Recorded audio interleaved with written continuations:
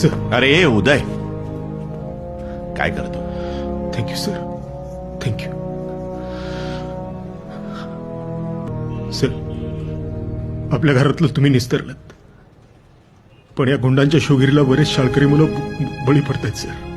त्यांना देव मानतायत. देव देव.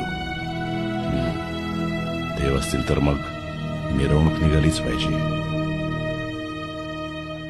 उद्याच.